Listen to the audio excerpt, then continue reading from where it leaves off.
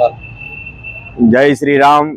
આજે 31 ડિસેમ્બર 2025ની વિદાય અને 2026ની શરૂઆત માટે અમે એક અમારા મિત્ર શ્રીધન પેલેસવાળા જવુભાઈ, કાનાભાઈ અને જ્યોત ગણેશ મિત્ર મંડળમાંથી બધા મિત્ર વર્તુળે એક આ નાનકડું આયોજન કરેલું હતું। સામાન્ય 31 ડિસેમ્બર આવે એટલે માણસના મગજની અંદરમાં એક જ વસ્તુ આવે છે, ડીજે ના તાલ ને ડાન્સ। પણ એક સનાતનનો ઉજાગર જે થઈ રહ્યો છે અને આજે અયોધ્યાના ત્રીજી વર્ષગાંઠ છે, તો એ નિમિત્તે અમે નવા વર્ષની એક શરૂઆત એક રામધૂનના તાલે અને બહોળી સંખ્યાની અંદરમાં સનાતનનો ફેલાવો થાય એવો એક ધર્મ જાગૃત થાય એને એક શરૂઆત કરેલી છે। જોકે સામાન્ય અમે આવા બધા પ્રોગ્રામ કરતા જ હોઈએ છીએ, પણ આ 31 ડિસેમ્બરના દિવસે અમે કરવાથી ટૂંકમાં એક વિશેષ લાભ બધાને મળે એવી અમે એક પ્રેરણા દાખલ કરીએ છીએ।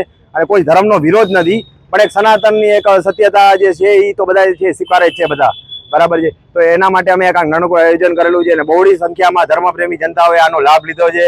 અને બસ હવે આવું નવું પરિણામ અમને રામજીની દયા રાખે ને બધા ઉપર કાયમી આવું નવું વર્ષ છે 2026 એ બરાબર એકદમ સરસમાં સરસ જાય અને બધાનું આરોગ્ય અને સુખ સમૃદ્ધિ જાય એવી અમે પ્રેરણા કરીએ છીએ। જય જય શ્રી રામ।